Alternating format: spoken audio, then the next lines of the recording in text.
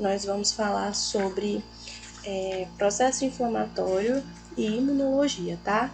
Mas antes, como eu falei para vocês, a gente sempre vai dar uma relembrada do que foi dito na aula anterior, que é para a gente fixar e dar continuidade ao assunto, né?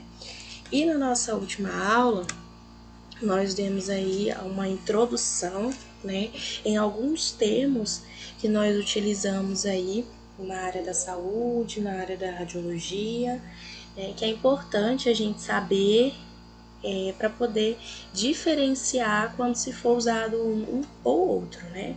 De inicial, a gente viu aí a questão de patologia, que é o que a gente mais vai ver, que na verdade é o ponto-chave da nossa disciplina, né? Que são aí patologias que a gente pode ver, né? Diagnosticar nos exames radiológicos, e nada mais justo do que a gente saber o que é, né, patologia, o que significa patologia. Né? E aí a gente vê que essa palavra se origina do grego, né? E viu aí que patos vem de sofrimento, vem de doença, e o logia vem de estudo, né? Então significa aí o estudo das doenças, né? O estudo do sofrimento, tá? E patologia é um ramo da ciência médica, né, que vai estudar aí algumas alterações, tanto morfológicas como fisiológicas, que eu falei também para vocês o que é cada uma, né?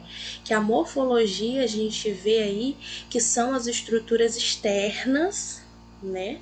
E a fisiologia, né, são os segmentos, né, são os sistemas do corpo. Então, a patologia vai estudar aí tanto as alterações das estruturas externas, né, as alterações morfológicas, quanto as alterações fisiológicas, as alterações dos nossos sistemas no corpo, as alterações dos vasos, né, e tudo mais. Ela estuda aí os estados da saúde do corpo, né? E a gente vê também mais na frente o que é saúde, o que é doença. E quando esse indivíduo tem muitas alterações e essas alterações não são compensadas, a gente diz que esse indivíduo está doente. Beleza, mas o que é esses termos, né? O que é saúde, o que é doença?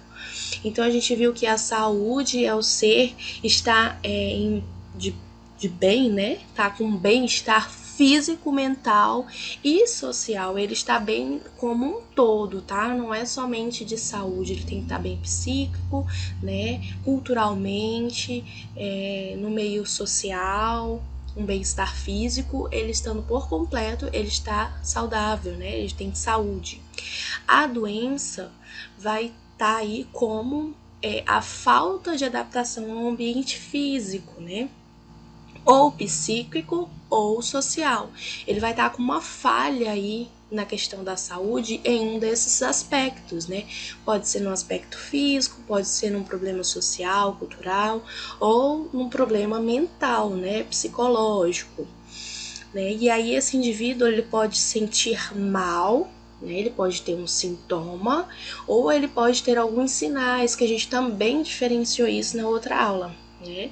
Que o sintoma, né, qualquer alteração da percepção normal que uma pessoa vai ter do seu próprio corpo, né? Então, uma febre, por exemplo, é um sintoma. A pessoa ela percebe que está tendo uma alteração no seu corpo, ela sente, né, que está mais quente, ela sente um desconforto, aquela moleza, aquela coisa ruim, é um sintoma de alguma doença, né? Ou existem os sinais também, que aí vai a diferença de sintoma para sinal. O sinal seria alguma coisa que é visível, você vê que a pessoa está com alguma alteração. Olhos amarelados, né? Cianose, tá? São sinais. Uma outra pessoa pode perceber que um outro ser está com alguma alteração, né, orgânica, e é perceptível pelos outros. Então, é a grande diferença de sinal para sintoma. Então, anotem bem isso daí, tá? Façam as suas anotações de qual a diferença de sintoma para sinal. Muito importante. Quem foi esperto, anota, hein? E aí nós demos início, né, a falar aí sobre os sistemas, tá? os sistemas, os principais sistemas do corpo humano, né? A gente não aprofundou, viu bem por cima e falou aí sobre o sistema respiratório primeiramente, né? A gente viu que a respiração é a troca, né, de substâncias gasosas entre o ar que respiramos e a corrente sanguínea. E viu aí a divisão do sistema respiratório, né? O trato respiratório superior, que é a cavidade nasal, a faringe e a laringe, e o trato respiratório inferior, que nós temos a traqueia, o brônquio principal e o pulmão. Lembrando que isso é uma divisão assim, bem superficial, tá? Dentro dessa divisão aí nós temos várias outras partezinhas mais divididas, tá? Só que a gente fala trato respiratório superior, trato respiratório inferior, tá? E uma observação que a laringe,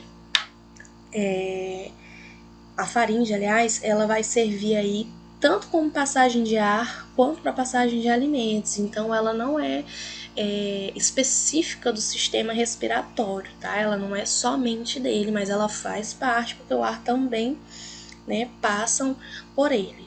A laringe, a traqueia e os brônquios vão formar aí como se fosse uma tubulação, né, uma tubulação contínua, como se fossem mangueiras mesmo, pela qual o ar vai passar do nariz, da boca e vai chegar até o interior dos pulmões, tá?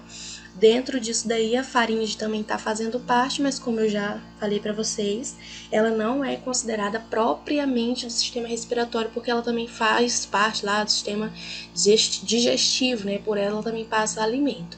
Então, se eu colocar uma questão aí na prova para vocês perguntando qual a estrutura do sistema respiratório não é propriamente dita do sistema, vocês podem estar aí escrevendo que é a faringe, tá? Então, lembrem-se dessa dica aí. Muito importante grifar aí na apostila, quem tá com a apostila, anotar no caderninho, né, o aparelho, né, que não é propriamente dito do sistema respiratório, é a faringe, tá? Aí nós vimos, né, as divisões gerais do sistema respiratório, que é a faringe, a traqueia, os brônquios e os pulmões, tá?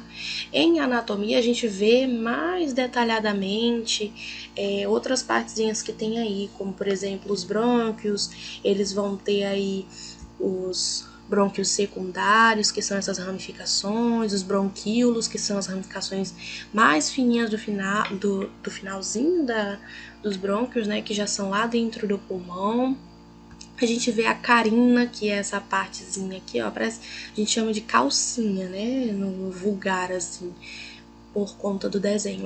É onde tem o encontro da traqueia com os brônquios, tá, a carina. Isso aí tudo a gente vê em anatomia, tá? Aqui a gente tá vendo por cima quais são os principais do sistema. Aí a gente viu algo muito importante pra gente estar prestando atenção e entendendo bem como que funciona a questão dos pulmões, que a gente viu que os pulmões não são iguais, né, o direito do esquerdo. O pulmão direito ele tem 3 lobos e o pulmão esquerdo ele tem apenas 2 lobos, né, como no desenho aí, tá? Lobo do lado direito. Érica, só. Oi. Porque tá escuro, pelo menos no meu, eu não sei nos demais. Tu não tá vendo nada? Tá escuro. Não, tô vendo slide não. Colocar no só o meu? Será que tem alguém que tá assim? Colocar no outro, tem 2 Érica. Tem 2 Éricas, o Amárcio. Tenta colocar no outro, Érica.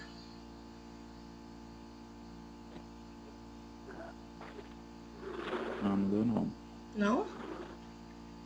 Não. Deixa eu fechar e colocar de novo, então, tá? Só um pouquinho. Aguenta aí, gente.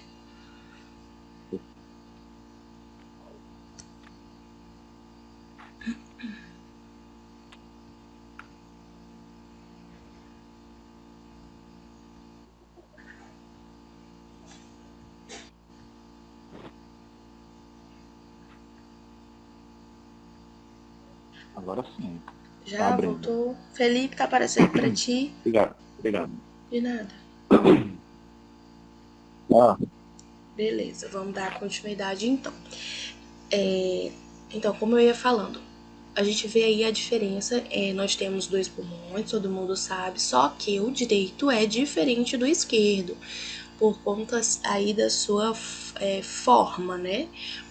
O pulmão direito, ele tem 3 partes, ele é dividido em 3 partes. É o lobo superior, o médio e o inferior. E o pulmão esquerdo, ele tem apenas 2 divisões, né? O lobo superior e o inferior, separados aí pela fissura oblíqua, né? Que é como se fosse essa linhazinha que tem entre o verdinho aí e o azul aqui, ó. Fissura oblíqua.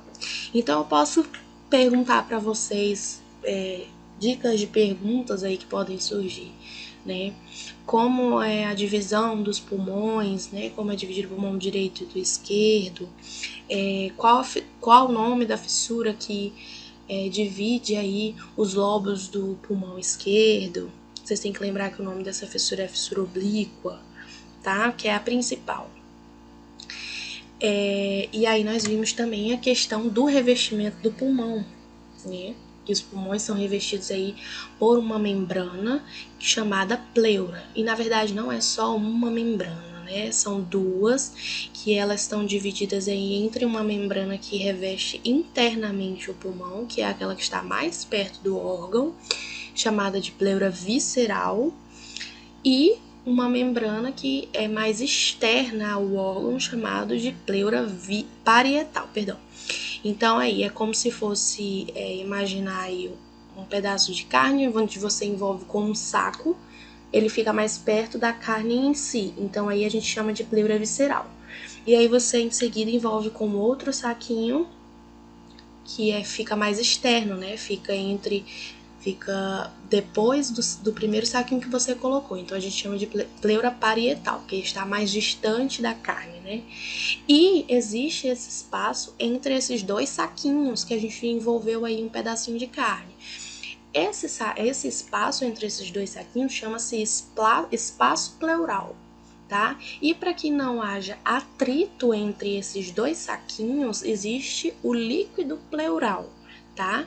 Que é para quando o pulmão expandir na respiração, não haja atrito entre essas pleuras, tá? Então existe esse espacinho entre uma e outra, com um espaço entre elas chama-se espaço pleural, e um líquidozinho para que não ocorra atrito entre essas pleuras, chamado de líquido pleural. Tá? Alguma dúvida, né, na questão das pleuras aqui, de como que é, do que funciona, é muito importante a gente entender agora como que é o funcionamento dessas pleuras, para a gente poder entender as patologias lá na frente, tá? Quem tiver alguma dúvida, pergunta agora, tá? Ou depois, quando a aula acabar, no WhatsApp, alguma coisa assim. Aí nós vimos a questão do sistema urinário, né? O sistema urinário ou o aparelho urinário, a gente viu que ele é responsável pela produção e eliminação da urina, né? E ele tem a função aí de filtrar, como a gente chama entre aspas aí, as impurezas do sangue que circulam no organismo. Oi. Alguém vai fazer alguma pergunta? Se tem alguém falando? Não? Beleza. Vamos dar continuidade. Então, se eu perguntar para vocês de que é composto aí o sistema urinário, vocês podem me dizer na lata, tá?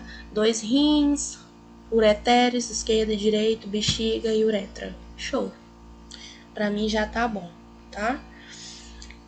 Aí a gente vê uma pequena parte aí, que na anatomia existe o cálice renal maior, né? Que é uma estrutura em formato de tubo, que a gente vê aqui, ó, nessa setinha, que tá no interior do seio renal, que ele é formado pela união desses cálices menores, ó, eles são pequenininhos, vão se juntando e vão formando ramificações maiores que dão origem aos cálices maiores, tá? Cada rim tem cerca de 2 a 3 cálices maiores que se unem, né, através das extremidades para formar a pelve renal, tá? Então eles vêm os cálices menores, se juntam, formam os cálices maiores que vão se juntando e no final formam a pelve renal, tá? Que é esse tubo aqui. E aí nós vimos sobre o sistema nervoso. Eu acho que o sistema nervoso foi o último que a gente viu, tá?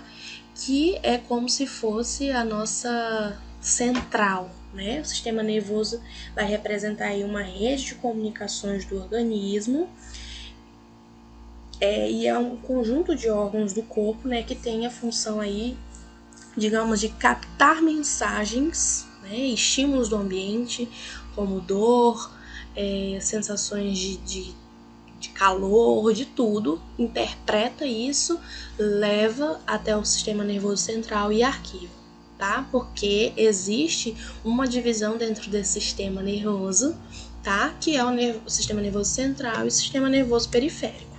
O sistema nervoso central é como se fosse a nossa placa-mãe, né? É lá no cérebro, no cerebelo, né?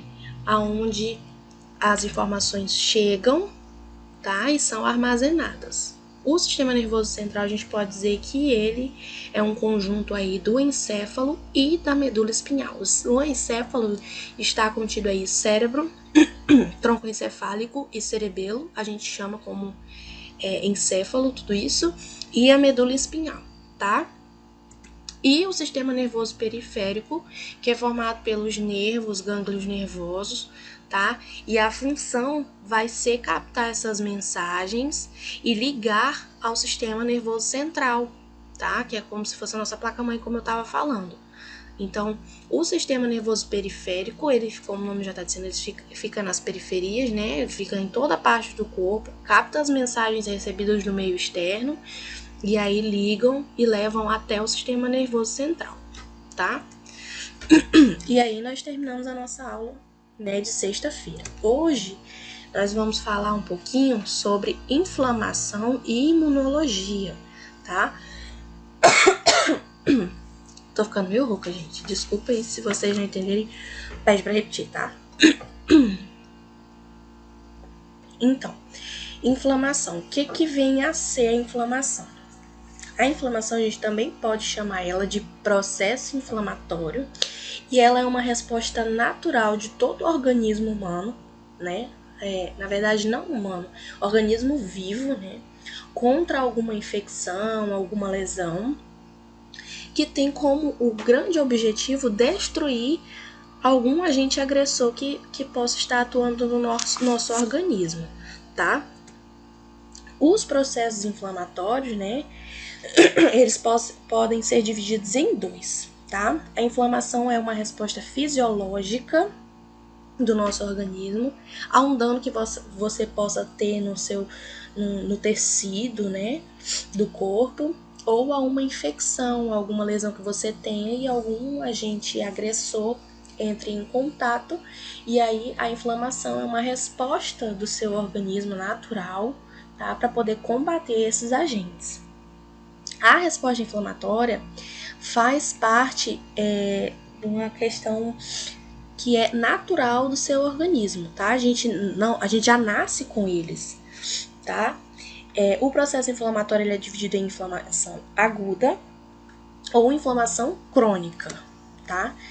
A inflamação aguda, né, ela tem início imediato e dura pouco tempo, tá? Ela pode ser ocasionada por patógenos orgânicos, por radiação ionizante, por agentes químicos ou traumas mecânicos.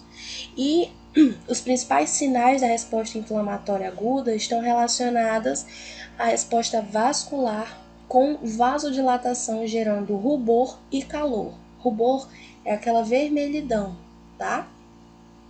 Aumentando, né, tendo aumento da permeabilidade vascular, gerando os edemas, aumento da pressão tissular, né, e causando dor, tá? Tensão e compressão às terminações nervosas, seguindo-se de perda de função, e a principal característica da resposta inflamatória aguda é que ela vem aí durando por minutos, horas ou dias, tá? Então é aquela inflamação aguda, é aquela mais rápida, tá? Causa rubor, calor, e aí ela dura pouco tempo, tá? Minutos, horas, dias.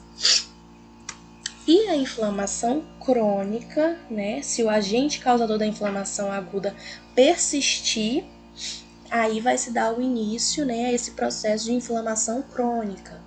Esse processo pode durar muitos dias, meses ou até anos, tá? A gente sabe que quando a gente vê a palavra crônica, é aquela que a gente acha que não tem mais cura, porque é constante, é de muito tempo, tá? É um tratamento, né, que é feito, né? Isso. A inflamação crônica, ela é caracterizada pela ativação imune persistente com a presença dominante de macrófago nos tecidos lesionados, tá? Isso daí, essa questão de como que ocorre, já é um assunto para uma outra matéria, tá? Como consequência, essa inflamação crônica, ela é acompanhada pela destruição de tecidos. Então, é aquela inflamação que, de início, era uma inflamação aguda, né? E como não foi feito o tratamento, ela persistiu e aí ela dá início ao processo de inflamação crônica, tá? É aquela que não passa só minutos, horas, dias, ela pode durar meses e até anos. É aquela que, como você falou, Márcio, a gente dá um A tratamento. questão Pode falar. é como se fosse um câncer, né? Assim, eu tô dando um exemplo, Sim, né? sim, Porque entendi. quando tu não trata ele, né? É, Desde o início, ele vai se fortalecendo, vai se desenvolvendo, né? E já isso por isso que mesmo. também ele é um chamado, também questão de uma doença crônica, né? Isso. A gente vê aí outras doenças que a gente, assim, para entender o sentido da palavra crônico, né? Que a gente vê outras aí, como enxaqueca, né? Tem pessoas que têm enxaqueca crônica, que são aquelas que persistem, tem há anos e não conseguem tratar, tá? A mesma coisa. Tudo tem um Tem início. a própria tuberculose, né? Também, tudo tem um início de uma forma mais leve, como a gente, assim, entre aspas, né? Que a gente pode dizer aí no caso do processo inflamatório agudo. E aí, com a persistência, aí elas dá início à forma crônica, né? Que é aquela mais complicada, que demora mais tempo. Isso. Pneumonia, né? Também. Aí aqui a gente tem algumas características, né? Alguns sintomas e sinais, tá? De inflamação, tá? Calor, né? É a quintura mesmo. O rubor, que é aquela vermelhidão quando a gente fica com a pele vermelha, né? O inchaço também é um sinal aí, né? De inflamação. As dores e a perda da função, tá? Alguém sabe me diferenciar para mim aí o que dessas características, o que é sinal e o que é sintoma? O sinal, Desses aqui. eu posso. Tá. Tá falando. Dessa imagem aí. Tá, o sinal pode ser o rubor, que é a vermelhidão. Isso. No caso. E o inchaço também. E a questão da dor é os sintomas, né? Isso. Rubor e inchaço, o Matheus falou bem aí, a gente percebe, é perceptível, né, que a gente pode ver que a pessoa tá com uma alteração. A gente vê a vermelhidão, é um sinal de inflamação, um inchaço, a gente pode ver também o aumento, né, do tamanho e tudo. Então, no caso, os sintomas também pode ser o calor também, né? Também é um sintoma, porque a pessoa sente, né, na parte que está inflamada, por exemplo, numa ferida, assim, ele sente o calor, então é um sintoma, tá? A dor até também. No músculo mesmo, quando tá inflamado, né? Isso. Às vezes a gente pega, por exemplo, na mão tá doendo, tá inflamado, a gente pega mais pra cima um pouco na parte do antebraço, já não tá tanto quente que nem tá. Isso mesmo. Tá? Então, no caso aí são 3 sintomas, né? No caso aí, até a perda da função, ela pode ser também a questão do sintoma. Isso. Né? Isso mesmo. Muito bem, estão craques. No caso, o que é rubor? Rubor é quando você fica vermelhinho. Ah, tá. Tá? E aí, gente, a gente Tomada, né? a gente vai dar início ao processo aí para falar sobre imunologia, tá?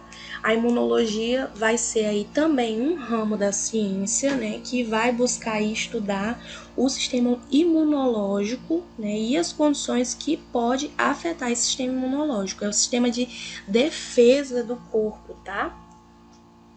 O sistema imunológico, né, ele é composto aí por algumas células que nós temos no nosso corpo, chamadas de linfócitos, leucócitos e fagócitos, tá, que fazem parte dessa defesa, né, que são os agentes de defesa do nosso corpo, e eles nos defendem, né, contra vírus, bactérias, fungos, né, e qualquer outro tipo de invasor que vão afetar aí o nosso organismo, tá?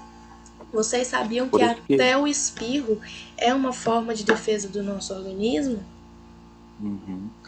Né? É tanto que os pelinhos do nariz também servem para isso, tá? Quando o nosso sistema sente que pode estar chegando um agressor para o nosso organismo através das vias aéreas, aí ocorre o espirro para a gente jogar para fora qualquer tipo de vírus, bactéria que possa estar entrando em contato com o nosso organismo, tá?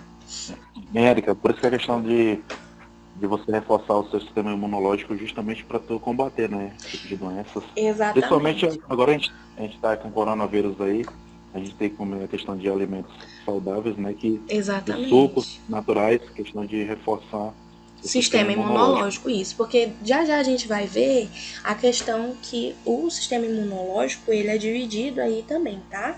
Em imunidade nata, né, ou natural também, e imunidade adquirida, porque o nosso corpo, a gente já nasce com alguns agentes, né, imunológicos, já é nato do nosso corpo, e outros a gente adquire no nosso desenvolvimento, tá? Então é justamente isso, Márcio. Esse que a gente adquire, a gente pode estar aí reforçando nossos agentes, tá, no nosso corpo, para poder combater esses vírus, as bactérias, todos esses micro-organismos que podem estar aí afetando o nosso corpo, né, os nossos sistemas. E o Covid-19, que é o que está, né, é um vírus. Então, o nosso sistema imunológico estando forte, é mais assim, não vai te proteger 100%, porque esse é um vírus desconhecido, né? Desconhecido assim, é uma forma do vírus desconhecido. O vírus já é conhecido, mas a forma que ele,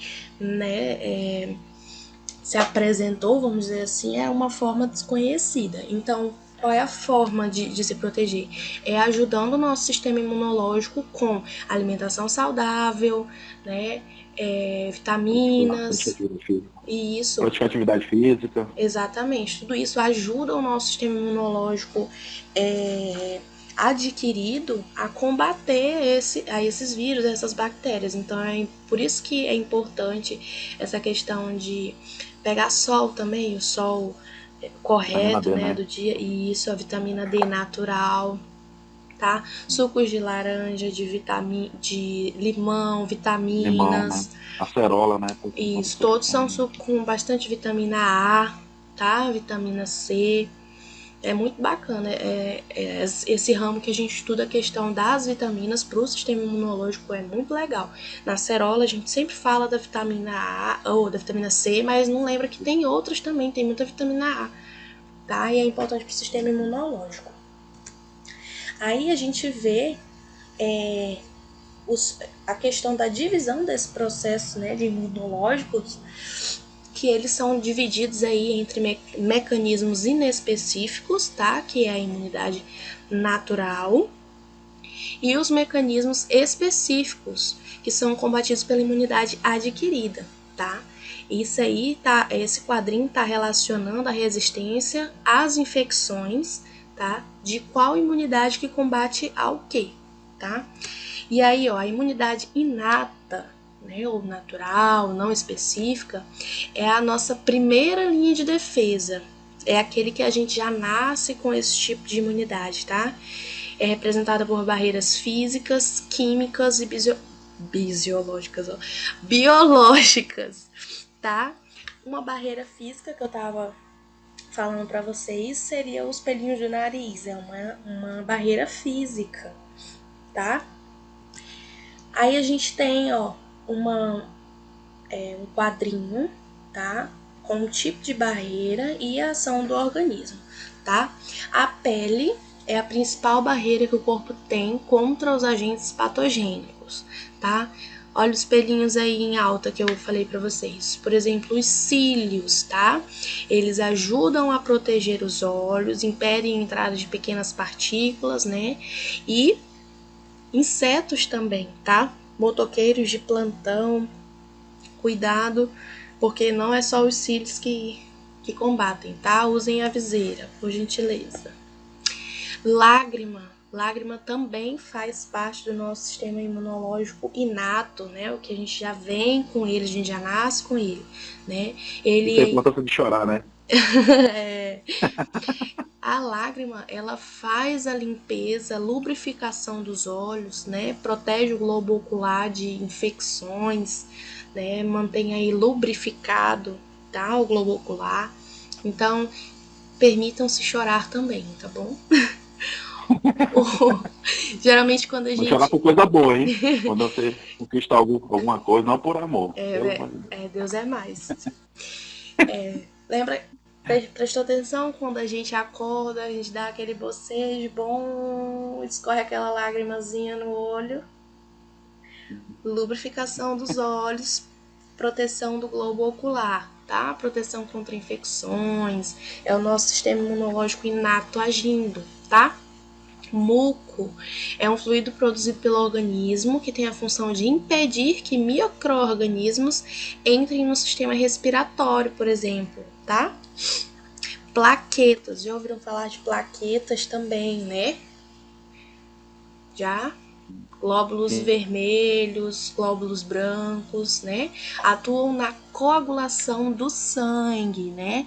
Que aí quando você tem um ferimento, as plaquetas fazem esse processo aí de formar como se fosse uma rede de fios, né, para impedir a passagem das hemácias e vai aí reter o sangue, né, vai impedir que você perca todo esse seu sangue, né? Então as plaquetas aí fazem o processo de coagulação que pare de sangrar. Vocês já ouviram falar nas pessoas que têm problema, eu não consigo me lembrar o nome, mas é uma doença, uma patologia, que a pessoa tem problemas em coagulação do sangue. É feito até um teste na orelha, né? Que se a pessoa demorar mais de 2 minutos, se eu não me engano, para cessar o sangue, é diagnosticado que a pessoa tem esse problema, né, de coagulação de sangue, e aí é bem mais complicado de lidar com qualquer tipo de acidente que essa pessoa venha a sofrer. Vocês já ouviram falar disso? Acho que sim. Eu tô... Deixa eu ver se eu acho aqui. É muito interessante. Eu acho que não é todo mundo que sabe disso. Eu conheço uma moça que, por um acaso, fez. Eu acho que ela precisou para alguma coisa. E aí fez o exame. É um cortezinho na orelha. Quer dizer, eu nunca tinha visto falar, né? Érica. Oi. Eu fiz uma vez o exame de coagulação e foi do pé. Eu ia falar, me engasguei. É hemofilia o nome. Pode ser vários em extremidades do corpo, que é feito como se fosse um cortezinho, né? Quem é que tá falando comigo mesmo? É a Sam. Pois é, Sam, tu fez no pé, né? Foi como? Um cortezinho, uma furadinha? Como é? Uma furada. Isso. É uma pessoa que é chamada de hemofílica, né? Que não possui um fator coagulante no sangue, tá? Ou então que não tem esse fator suficiente para... Cada pessoa se corte, um corte assim, bem fundo, assim, e para estancar, como é que vai fazer? Ela demora mais para poder fazer esse processo e tem que correr para o hospital para eles poderem injetar, né, um anticoagulante, um coagulante, aliás, para poder cessar a hemorragia, senão a pessoa morre mesmo, tá? Morre mesmo.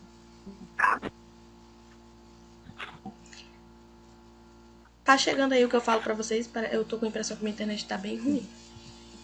Não, eu tava falhando mesmo, tava dando eco. Hein, Érica? Oi. Esse daí tu não colocou na apostila não, né? Esse quadrinho não. A saliva, tá? A saliva, ela tem a substância aí que mantém a lubrificação da boca, ajuda a proteger contra vírus, né? Que possam invadir o organismo do sistema respiratório e também do sistema digestivo, tá? Suco gástrico também faz parte do nosso sistema imunológico inato, tá? Natural ou não específico, escolham qual desses querem chamar, que é o líquido produzido pelo estômago, né? Que atua aí no processo de digestão, né? De digerir os alimentos, e ele tem uma acidez elevada, né? E ele impede a proliferação de micro-organismos por conta da sua acidez. Vocês já ouviram falar a questão de mastigar muito chiclete que dá gastrite? Vocês já ouviram falar nisso? Já ouviu, Márcio? Já ouvi. É justamente por isso. O que acontece?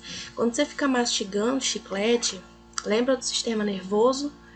Seu sistema nervoso manda uma informação, seu sistema nervoso periférico manda a informação lá pro sistema nervoso central, porque quando você tá mastigando, seu estômago fica esperando que você receba um alimento, certo? Você tá mastigando.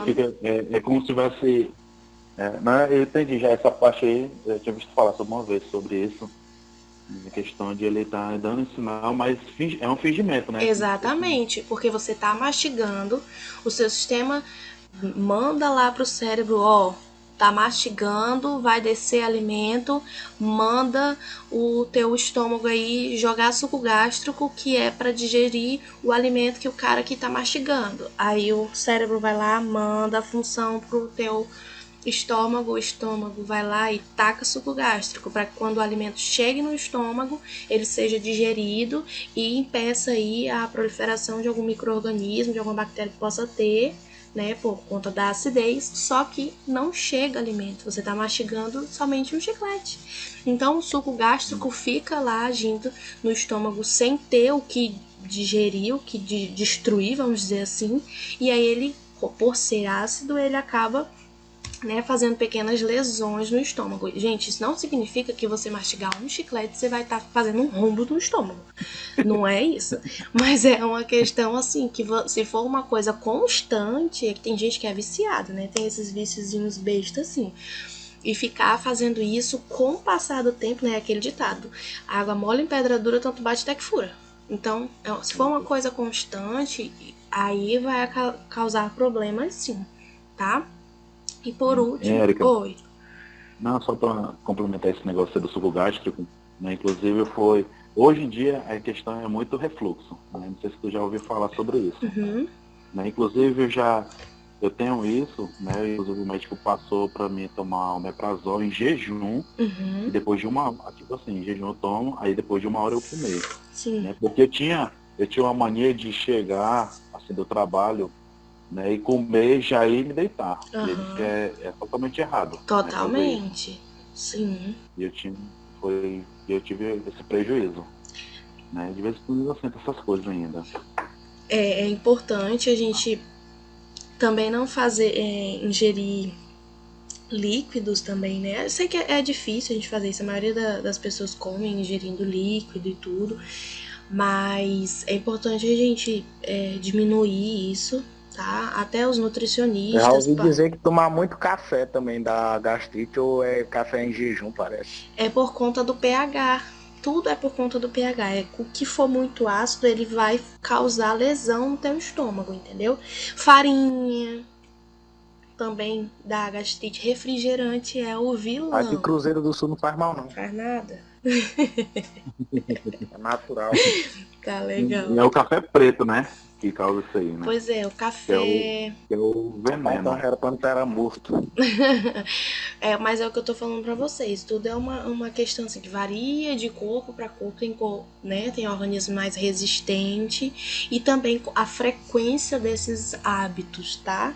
que aí vão... Uma garrafa de café por dia, todo dia. Mas aí é o seguinte, não é o café só, porque tipo assim, tu vai tomando durante o dia, mas tu almoçou, tu comeu uma besteirinha aqui, tu comeu outra ali, né? Então não tá sendo aquela coisa assim no estômago vazio, somente o café e o suco gástrico, entendeu? Ah, tá, entendi.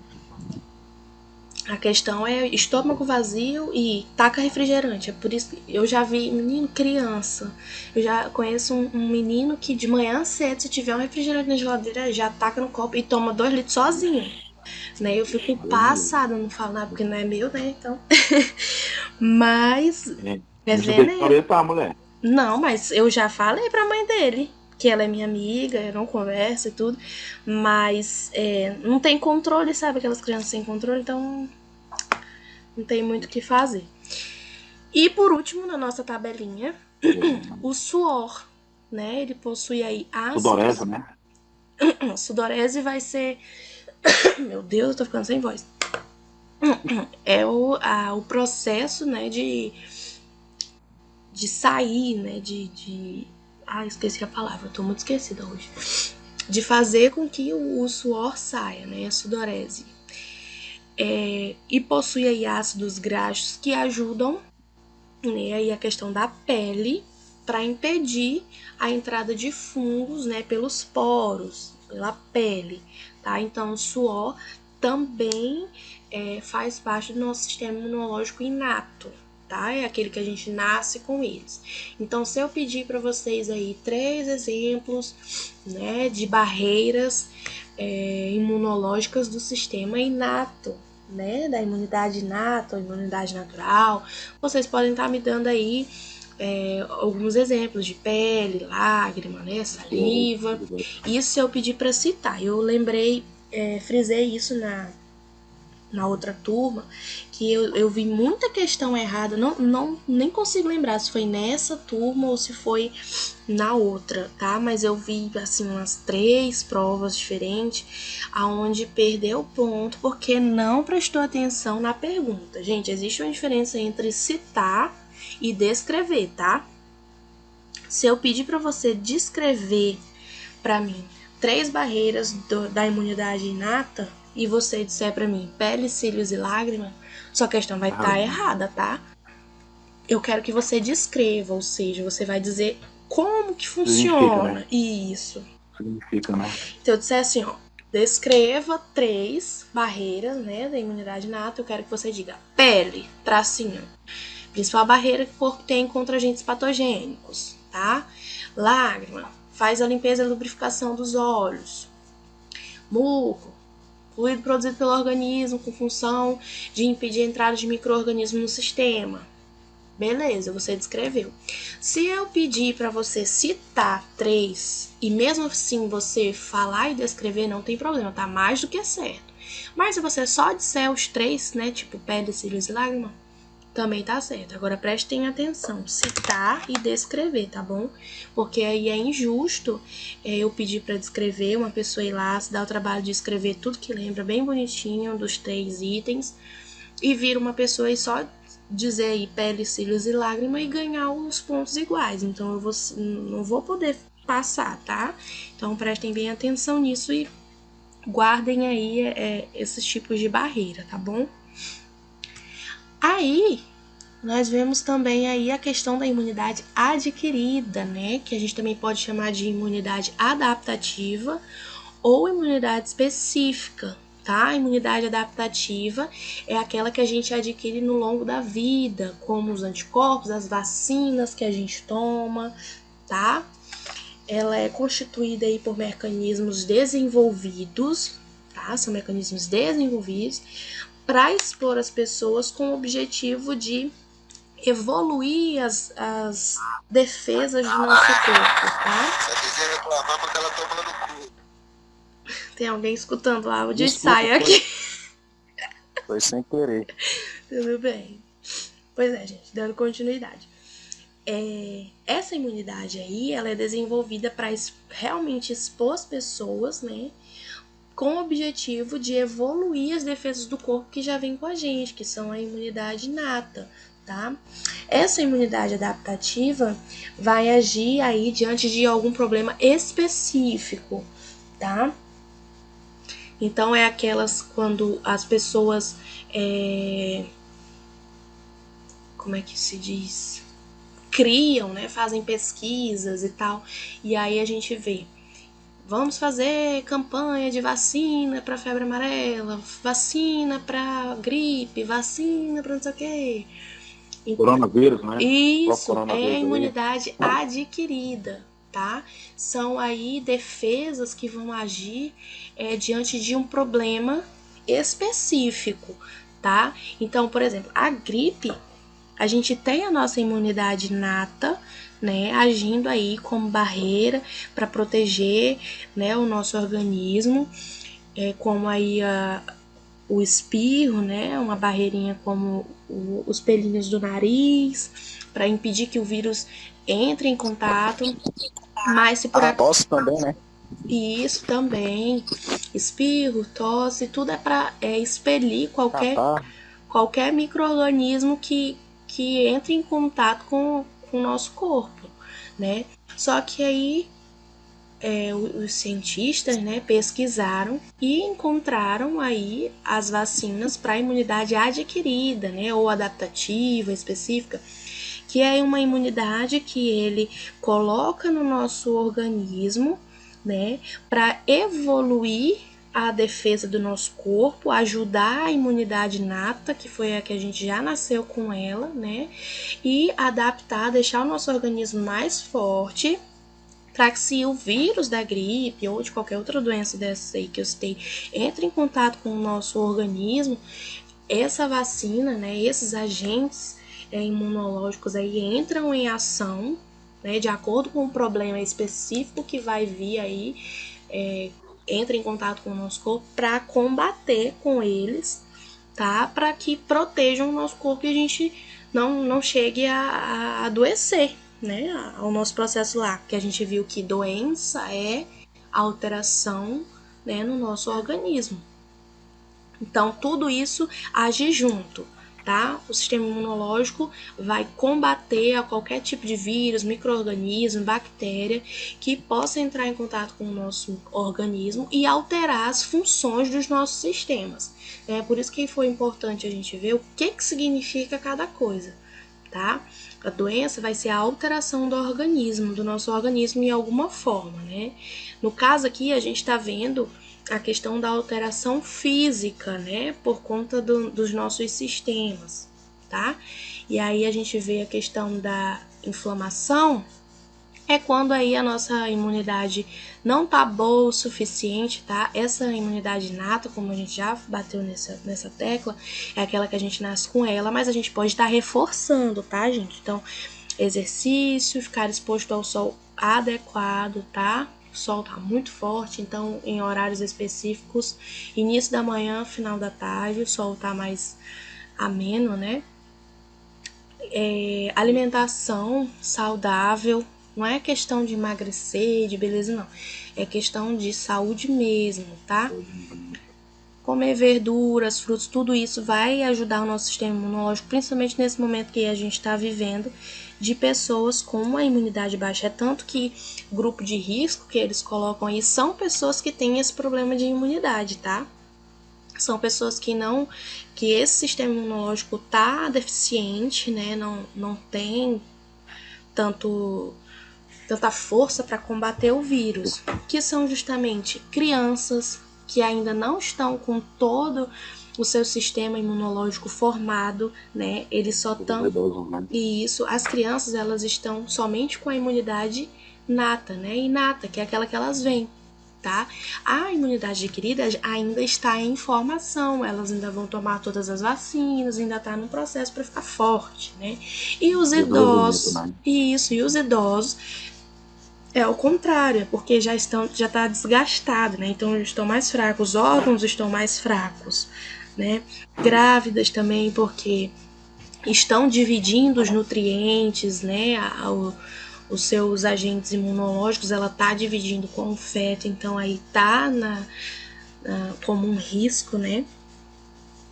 Então, quem puder, tá ajudando o sistema imunológico aí, se alimentando bem, né? Vitamina C, vitamina A, fazer exercícios Tudo isso ajuda o seu sistema imunológico. Dormir bem também, tá? Então, estejam atentos a isso aí. Por hoje, a nossa aula é só processo inflamatório e a questão da nossa imunidade. O que a gente pode frisar, né? Lembrar de hoje. Processo inflamatório aí, resposta fisiológica do nosso organismo, né, a algum dano que seja causado no nosso corpo, e ela é dividida em duas, tá? Deixa eu voltar aqui só para vocês Formação aguda e a formação crônica. Isso, a aguda, que é aquela que tem início rápido, dura pouco tempo, é aquela de início, né, pode durar minutos, horas ou dias, né, tem aí aumento da pressão, tá, tem rubor, inchaço, e a inflamação crônica, que é aquela que é causada pela inflamação aguda persistente, né? E a principal característica é que ela dura mais tempo, tá bom? Aí nós vimos alguns sintomas e sinais da inflamação: calor, rubor. Acho que foi o Felipe que perguntou, rubor. Felipe já ficou com febre, por exemplo, se olhou no espelho e tava assim com as bochechas rosadas, assim, o rosto sentindo aquela quentura assim no rosto e você vermelho mesmo, chama-se rubor. Ou até quando a gente fica envergonhado, né? A gente vê muito quando a gente fica envergonhado e fica com as bochechas rosadas, assim, avermelhadas, chama-se rubor, tá? Quando a gente fica meio avermelhadinho, é um sinal, né? Porque a gente pode ver no outro. O inchaço, né? É o nosso sistema imunológico aí agindo também, tá? Contra o processo de inflamação. A área fica inchadinha, fica com rubor, vermelhinha. Você sente o calor, né? Que fica quente. Você sente dor, né? E pode haver também a perda da função, tá? E processos de imunologia, né, que aí estuda o sistema imunológico do nosso organismo, né, que é formado pelas células, nossas células, linfócitos, leucócitos, fagócitos, né, que defendem o nosso corpo contra qualquer micro-organismo que possam invadir o nosso organismo, né, vírus, bactérias, fungos, tá? Protozoários, parasitas, bacilos. Tudo isso. E é dividida em duas, então lembrem-se, tá? Anotem, grifem. O sistema imunológico é dividido em dois: imunidade natural ou imunidade inata e imunidade adquirida. A natural, inata ou não específica é aquela que já vem conosco quando a gente nasce, a nossa primeira linha de defesa, tá? E são representados aí por 3 tipos de barreiras: físicas, químicas e biológicas, tá? Quadrinho aí de alguns tipos de imunidade inata. Tudo que a gente já nasce com ele, a gente não pega nada do ambiente. Já adquirida ou adaptativa ou específica também é aquela que a gente adquire com o tempo. Elas estão aí para reforçar a imunidade natural, né, a imunidade inata, e elas vão agir aí diante de algum problema específico. Podem ser as vacinas, alguns anticorpos que a gente adquire com o tempo. Lembra que a gente fala assim que criança de antigamente era mais forte, não sei o quê, porque criança brincava descalço, entrava em contato com os anticorpos, adquirindo anticorpos para ser mais forte para gripe, para resfriado, para qualquer coisinha que essas crianças que vivem em apartamento, que não entram em contato com a natureza, com a terra, com o capim, né, não criam esses anticorpos. Então são crianças com sistema imunológico mais fraco, tá? Esses anticorpos que a gente entra em contato quando criança, andando, pegando na terra, né? E vacinas estão aí dentro desse grupo de imunidade adquirida, tá bom?